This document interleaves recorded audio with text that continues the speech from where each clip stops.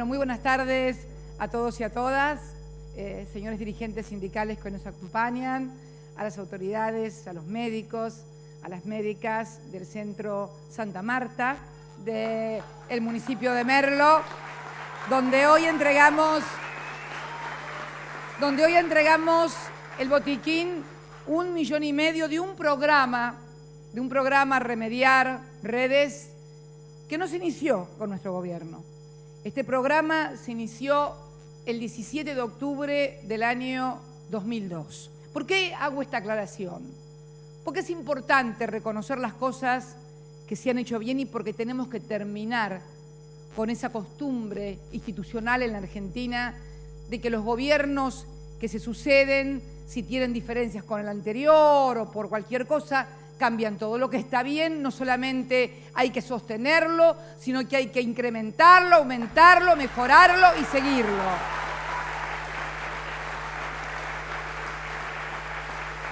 Y de aquel plan remediar, de aquella construcción que comenzamos con los CAPS, que son los Centros de Atención Primaria de la Salud, y que ya llevamos algo así como 7.000 CAPS en todo el país. Hoy estamos entregando el botiquín 1.500.000. Ha habido en estos años 330 millones de tratamientos médicos de atención primaria de salud en cada uno de estos centros. Hemos destinado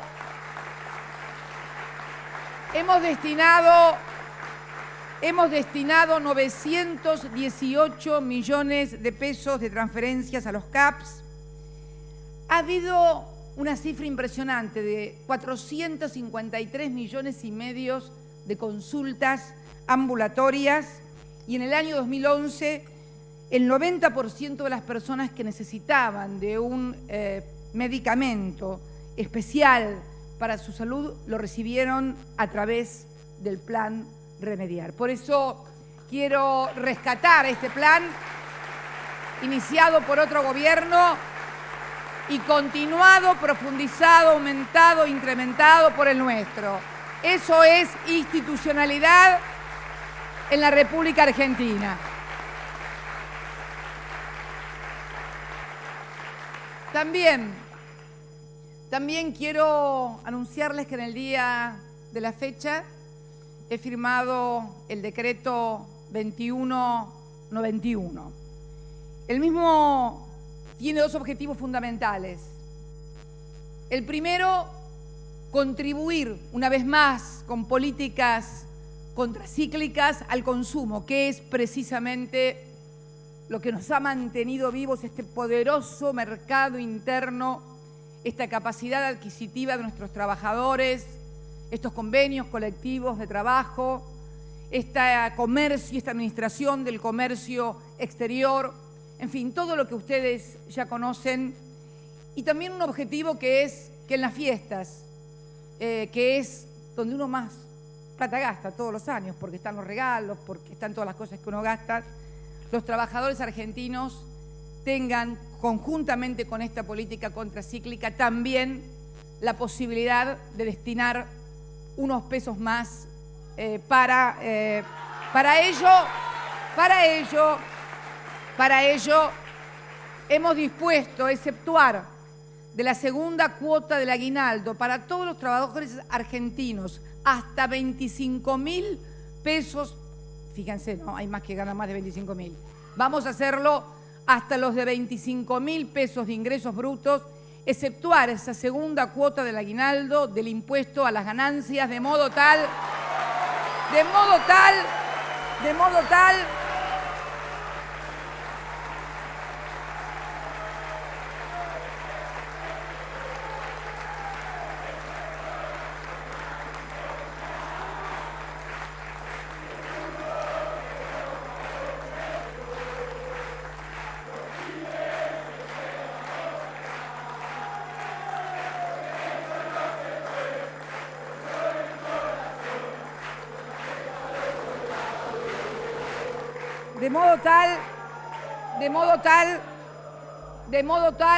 de seguir incentivando, impulsando el consumo. Yo quiero darles algunos números también para... Luego vamos a charlar con los amigos, los sindicatos. No. Tenemos que charlar todos en la Argentina. Basta de grito y de imposiciones. A mí no me gritan ni me impone nada a nadie, ni a ningún argentino. Basta. Tenemos que trabajar junto a los trabajadores, mis compañeros, y también junto a los empresarios, que seguramente nos encontraremos el lunes en la Cámara Argentina de la Construcción, allí también expondremos. Pero algunos tabúes.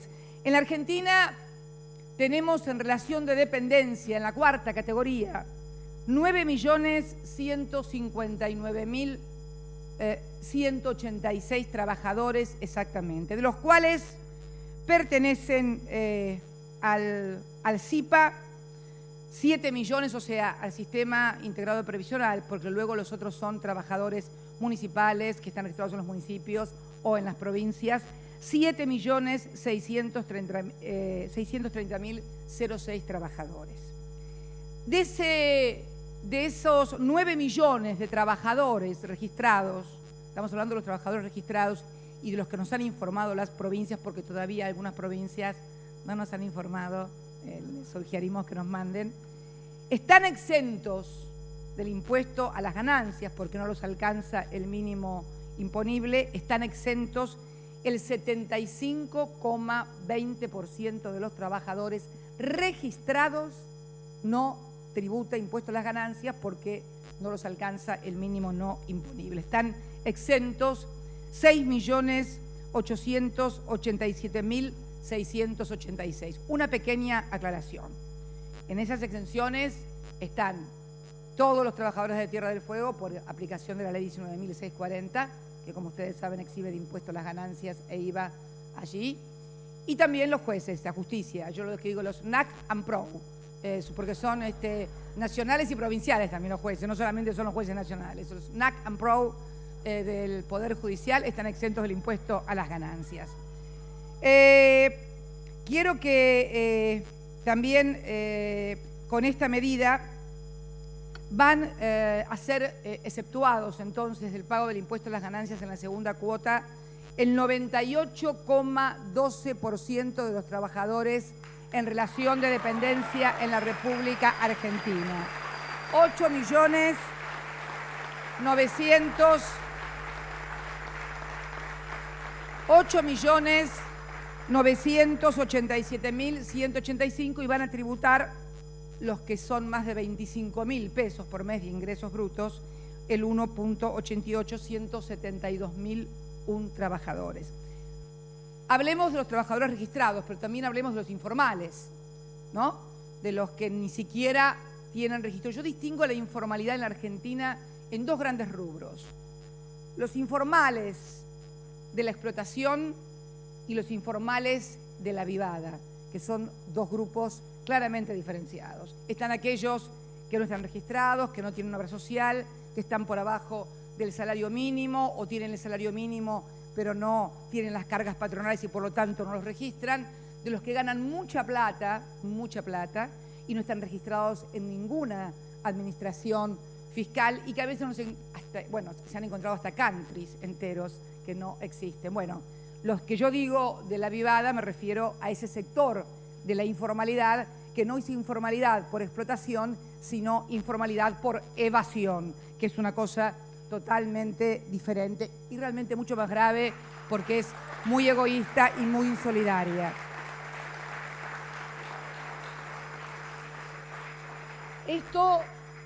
Esta medida, este decreto 2121, obviamente tiene un costo fiscal. Toda cosa que no se percibe tiene un costo fiscal para el Estado de 2.162 millones de pesos que el Estado argentino va a dejar de percibir, pero ¿qué van a percibir?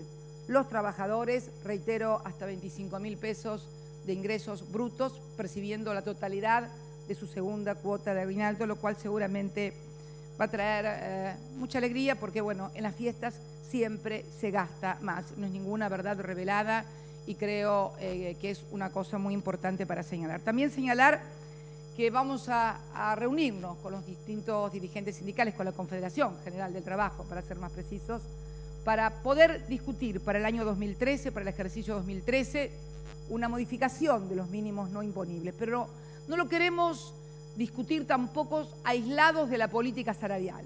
Yo creo que la discusión de los mínimos no imponibles también tiene que estar articulada con la política salarial, con la demanda salarial, porque como decía el otro día en Villa Constitución, está muy bien reclamar y además es la obligación y el rol del dirigente sectorial o en este caso el dirigente sindical.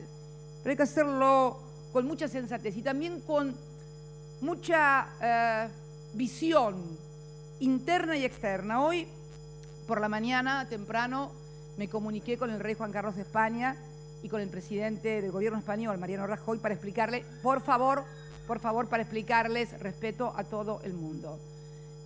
Para explicarle precisamente la razón médica por la cual no podía asistir a la cumbre iberoamericana. El rey, como siempre, me trató con muchísimo... Yo cada vez que hablo con el rey me acuerdo de Néstor, porque cuando Néstor se juntaba con el rey había que ver eso, porque yo nunca vi tratar a un rey como lo trataba Néstor y además reírse tanto al rey de cómo lo trataba Néstor. La verdad que había mucha calidez, mucho afecto. Me acuerdo que un día que no le salía el nombre, le dijo, che, majestad, yo me quería matar. Yo me quería matar porque no es que una sea fruncida, pero bueno, determinadas normas siempre hay que respetarlas. Y realmente el rey me trató hoy con mucho cariño como siempre y respeto como siempre lo ha hecho. Y bueno, me dijo, te vamos a extrañar. Bueno, en la próxima nos veremos, majestad, le digo yo. Pero bueno, luego hablé un poco más tarde con el presidente del gobierno español, el doctor Mariano Rajoy, que también siempre, bueno, siempre que iba a España me he entrevistado con él. Se demoró un poco más en la comunicación porque me comunicaron que estaba en las Cortes, en el Parlamento español, precisamente presentando el presupuesto. Y charlábamos con él y de lo momento difícil que está atravesando Europa, España. Usted sabe, presidenta, me decía, en estos momentos estamos en huelga general aquí en España y en Portugal. Me acabo de enterar que parece ser que en Italia y en Grecia también están en huelga general y aparte he visto escenas de represión en Portugal cuando estaba viniendo para acá. Y charlábamos con el presidente del gobierno español. A mí me impactó mucho, quiero comentarles el otro día un artículo que leí, La mujer de las alas quebradas, que se escribió en un diario argentino, y que habla de una concejal socialista, ex concejal socialista del Partido Vasco, Amaia Egaña. Su padre había sido fundador del Partido Socialista Vasco y le llegó la orden de desahucio. Allá no se dice desalojo, se dice desahucio, nunca una palabra mejor empleada, ¿no? Porque es casi literal lo que significa para un trabajador o para una familia ser desalojado de su propia casa porque no la puede pagar y lo que es mucho peor, le quitan la casa y tiene que seguir pagando al banco. Amaia Egaña, su esposo también es concejal del Partido Socialista Vasco, trabajaba, tenía todavía trabajo, pero lo hacía en una empresa de transportes. Había leído en el diario que el banco ponía a remate su casa y que le decía a los eventuales y futuros compradores que, bueno, que la llave iba a demorar un poco. Y cuando llegó el oficial de desahucio, Amalia le abrió la puerta, puso una silla al lado de la ventana y se tiró de un cuarto piso. Esto que fue realmente, yo lo leí y se me caían las lágrimas porque yo me acuerdo de lo que hicimos nosotros con las hipotecas, que fue directamente no permitir que se ejecutaran las hipotecas, hizo que el propio Poder Judicial español pidiera que se suspendieran todos los desahucios por el inmenso impacto que esto causó en la sociedad española. ¿Por qué cuento esto? Porque creo que contextualiza el mundo que vivimos y contextualiza también a la Argentina. El otro día, ayer hablaba con Mariano Recalde, no sé si estará por acá, el presidente de Aerolíneas, no estará en Aerolíneas donde corresponde, me parece muy bien. Y comentaba esto porque yo había leído en un artículo que Iberia le había pedido a los pilotos que redujeran un 47% sus salarios. Me dice, no, pero si quiere le mando un montón más de noticias que tengo porque yo tengo un boletín que distribuimos acá. Y me mandó esto lo digo porque escucho y leo a veces desde algunos medios críticas porque el déficit de aerolíneas argentinas, porque Aerolíneas Argentinas tal cosa, como que si el déficit de Aerolíneas Argentinas hubiera venido por magia y no por lo que pasó, y además no fuera también producto de una crisis global que tienen todas las empresas aéreas y que obviamente aquí se encargan prolijamente de ocultar. CNN, la podrá expansión, American Airlines en bancarrota, Spinair presenta concurso de acreedores por más de 300 millones, American Airlines despedirá a casi 13.000 empleados, lanación.com. Economía y negocios. Aerolínea Gol reporta pérdidas por 21.600.000 en el primer trimestre. Iberia canceló 127 vuelos por huelga de pilotos. American cuadruplicó sus pérdidas en el último año. Iberia pierde 36 millones de euros. El precio del petróleo sigue asfixiando y subiendo y asfixiando a las líneas aéreas. Iberia cancela vuelos por huelga. Gol y TAM, nuestros vecinos, pérdidas por más de 1.000 millones de reales el año pasado. Sí, Brasil, 1.000 millones de reales de pérdida el año pasado. Bolivia Aerocomercial advierten que por fuertes deudas podría cerrar Aérea Boliviana. Lufthansa, Madame Merkel, proyecta recortar 3.000 empleos en el mundo. Aerosur, fuera de IATA. IATA es, como ustedes saben, la organización internacional que permite hacer el clearing de pasajes. Aerolíneas Argentinas estuvo durante años, producto de la administración privatizada, fuera de ellas, y fue este gobierno el que, pagando la deuda de los que habían privatizado y de los privados, incorporó a IATA, y entonces hoy nuestra Aerolíneas Argentinas puede hacer clearing con sus pasajes en todo el año para que los argentinos puedan viajar tranquilos y seguros. Eric Loeb, todas las aerolíneas estamos en crisis. Es el CEO de Air France y KLM en Argentina. Aerolínea brasileña Gol despide a tripulantes. Aerolínea Qantas, Qantas es la línea aérea australiana, recortará 400 puestos de trabajo de mecánicos. Ustedes saben que todas las líneas aéreas, no nos para que se pongan nerviosos ningún sindicato, pero tienen todas varios sindicatos porque unos son de pilotos, otros son de aeromosas, personal de a bordo, otros mecánicos, etc. Boeing despedirá al 30% de sus administrativos. Iberia, España anunció, que esto fue lo que me hizo llamarlo a mí a Mariano esta noticia, Iberia anunció un plan de salvataje que prevé el recorte de 4.000 empleos.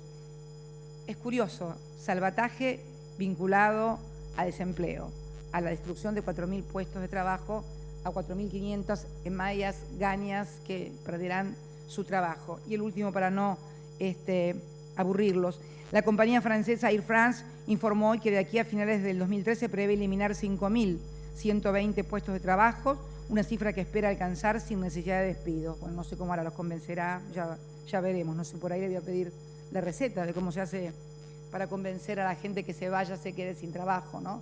Realmente es esta fórmula la forma de presentar las noticias, ¿vieron? ¿Se imaginan si fuera acá? Estos salvajes que están echando gente para que se muera de hambre. Acá no, acá los va a convencer de que realmente se vayan. Entonces, cosas de la prensa y de los medios de comunicación que... Titular de mañana.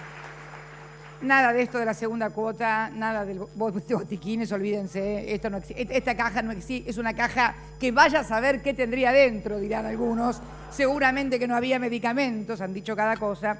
De esto nadie van a hablar. Cristina atacó una vez más a los medios. Pero yo quiero hablar también...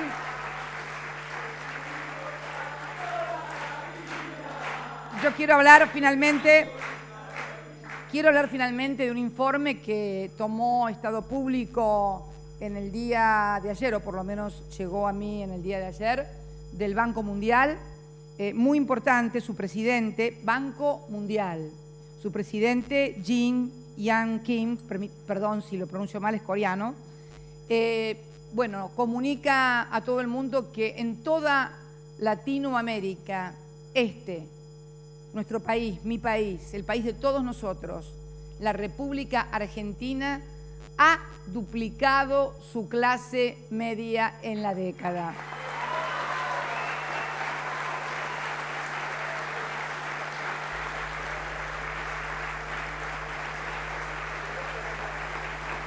De 9.300.000 argentinos que formaban la clase media, el ideario de todos nosotros, bueno, algunos por ahí también pueden aspirar a ser clase alta, ¿por qué no? Y está muy bien que así sea. Pasamos a 18.600.000 argentinos. Abajo Brasil con un 22 y luego Uruguay con un 20. Curiosamente no están ninguno de aquellos países que nos presentan siempre como modelos a seguir. Para mí esto es un gran orgullo porque yo siempre me he sentido muy orgullosa de ser parte de esa formidable clase media argentina, pujante, emprendedora, pero que también he comprendido que es producto de un proyecto político de país. Si en lugar de nacer en el año 53 como nací, hubiera nacido en un hogar sin trabajo durante los años 90 o en los años 80, cuando comenzó también en realidad la crisis comenzó el 24 de marzo de 1976, tal vez no hubiera podido ir a la universidad porque hubiera tenido que trabajar duramente todo el día, o no hubiera podido comprar los libros, o no hubiera podido directamente acceder. Y tal vez también, debo reconocer que tal vez el hecho de haber vivido en la ciudad de La Plata, donde teníamos la universidad a tiro de micro, como digo yo, pagaba un boleto y llegaba a la facultad. Pero piensen en los millones de argentinos que viven en la Argentina profunda, que para llegar a una escuela primaria tienen que subirse a un caballo, él y su hermanito o un amiguito, y tras ir kilómetros hasta llegar al colegio. Entonces, cuando vemos cómo hemos logrado duplicar esa clase media, realmente me siento muy orgullosa de formar parte de este proyecto político que no empieza ni termina conmigo, que al contrario debe ser institucionalizado para que sea apropiado y empropiado por todos los argentinos. Yo quiero, en este sentido, dirigirme muy especialmente a mis compañeros, los trabajadores, porque en este día tan especial de la medida del decreto 2191, que tenemos que ser inteligentes, que tenemos que saber que tenemos una responsabilidad muy grande, y sus dirigentes sindicales sobre todo, una responsabilidad muy grande, la de mantener un proyecto y un modelo económico que ha permitido nuevamente recrear la esperanza, que ha permitido duplicar la clase media, esos chicos y chicas jóvenes que yo veo en las fábricas, cuando recorría el otro día la fábrica de Beltrame, cuando miraba las caras de esa chica ingeniera de 23 años en Randón, cuando veía la cara del grandote, no sé si lo vieron, uno de 2,7 metros, que estaba en Nestlé en Purina y que trabajaba también hacía 8 años, el otro trabajaba hacía 9, la piba había entrado, la ingeniera había entrado hacía 6. Son los tiempos de nuestra Argentina, son los tiempos que él soñó y le contó a los argentinos aquel 25 de mayo, que este próximo 2013 vamos a cumplir una década, si Dios y la Virgen lo quieren. Y realmente uno ve, además, todos los obstáculos, porque si esto hubiera sido un camino de rosas, si esto hubiera sido coser y cantar, como decía mi abuela, pero si uno mira del año 2003 a la fecha, la cantidad de obstáculos, la cantidad de cosas que nos han hecho, no a mí, ni a él, a los argentinos. Bueno, ahora él parece ser que es más bueno que yo. Él siempre me decía, vos sabés que, vos sabés, pero, y tengo testigos porque tengo testigos de gente que compartía la mesa con nosotros, Carlos y algunos otros amigos que han compartido, vos, Chango, también, la mesa con nosotros, que le decía, siempre los que se mueren son más buenos que los que quedan vivos. Y pasó a ser del que me pegaba, pasó a ser del que me pegaba, manejaba y doble comando, bueno, a realmente la persona más maravillosa, que sí realmente lo fue, por lo menos para mí, fue la persona más maravillosa que conocí. Y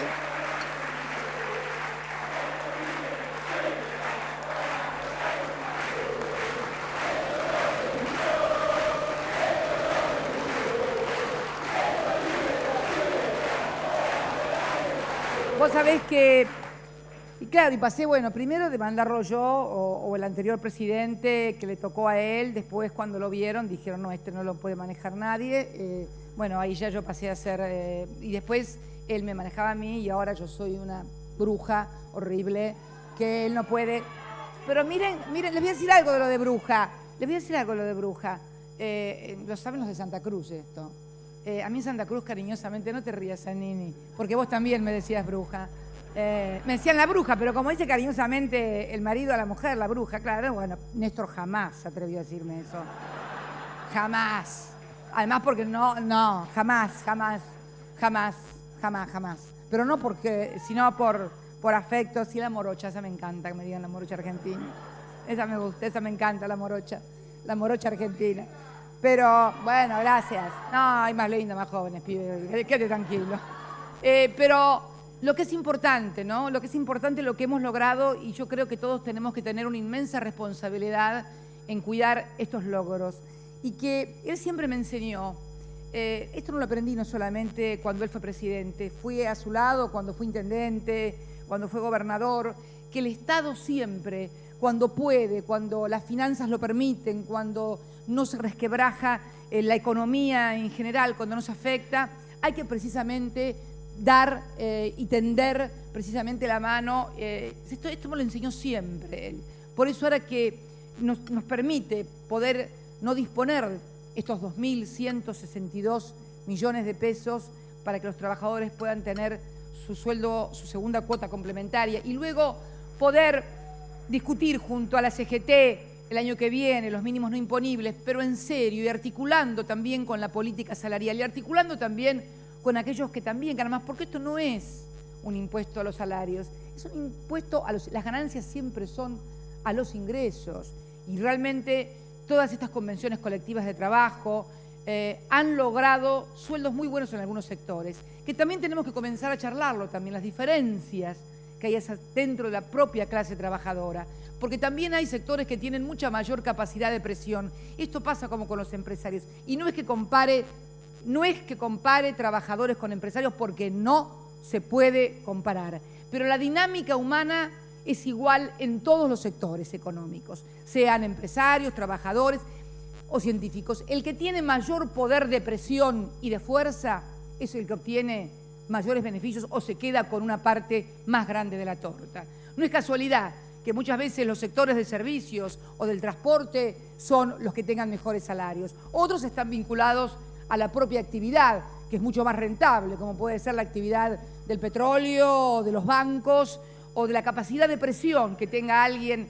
Pero nosotros tenemos que también como trabajadores, porque yo también me siento una trabajadora, comprender que necesitamos en forma solidaria entre todos los sindicatos, no solamente contemplarnos entre nosotros los sindicatos y ver las diferencias que muchas veces se producen entre los distintos sectores, sino también ver al otro sector, al que todavía está fuera, al no registrado, y más aún, aquel todavía que recibe la asignación universal por hijo, que parece que a algunos le molestara. El otro día alguien decía que le dan como que le sacaban cosas a él para dársela a otros vagos que se beneficiaban y que tenían una gran vida. Yo le pido a cada uno de los que piense eso que yo les propongo un cambio. Que vaya a vivir él la vida del que él, según él, es un vago, yo le pago la asignación. Yo le propongo un cambio. Si realmente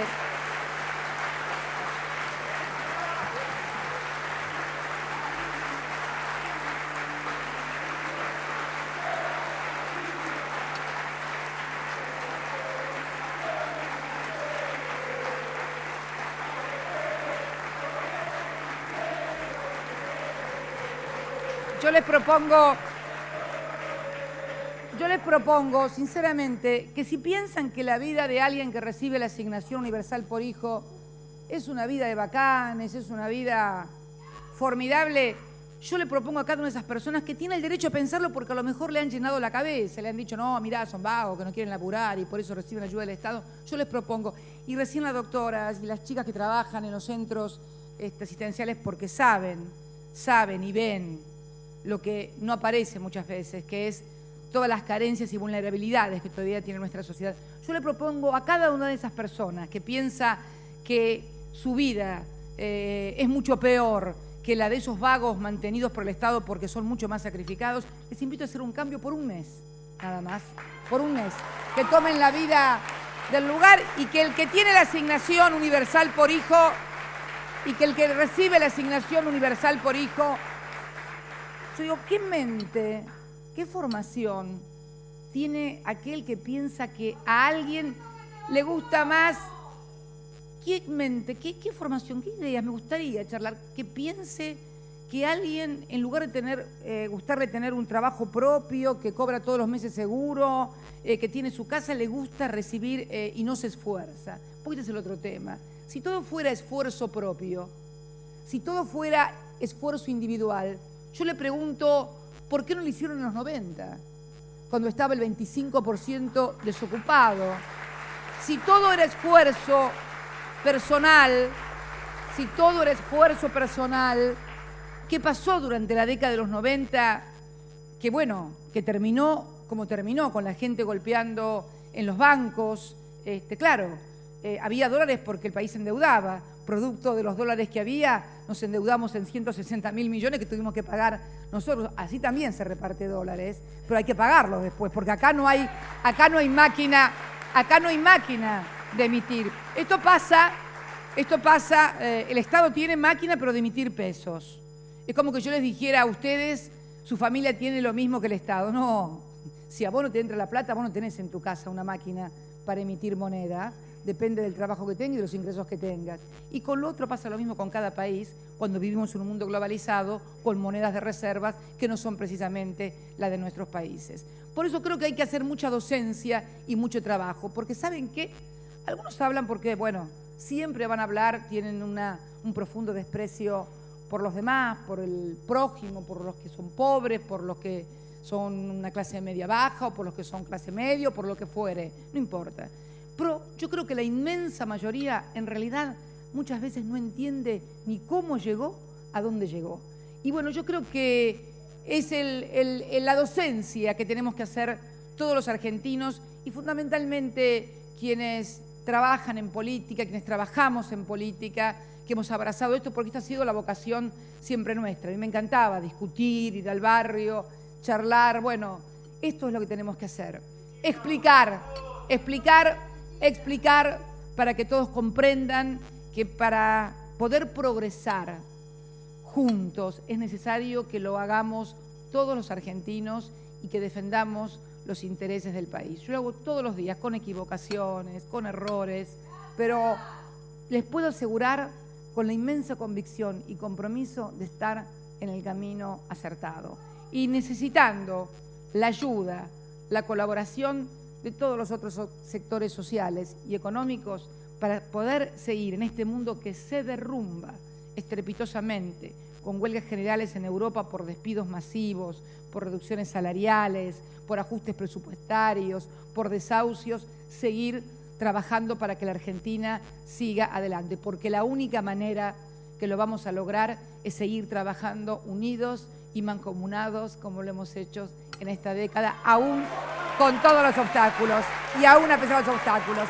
Muchas gracias y muy buenas tardes a todos y a todas.